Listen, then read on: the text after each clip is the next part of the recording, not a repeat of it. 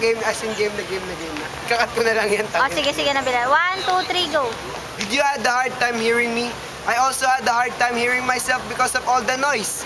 All of those hardships on hearing can sometimes lead to miscommunication.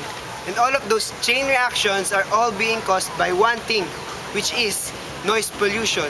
So, what is noise pollution?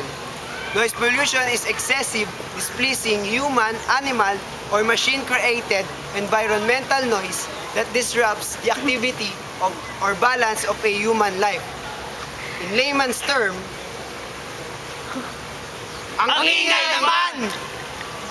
So, a certain noise or sound can be a noise pollution when it exceeds more than 40 decibels. So what is decibel? A decibel is a unit that measures the noise. How do we measure it? I don't know. But one thing is for sure. A lot of things are being caused by noise pollution.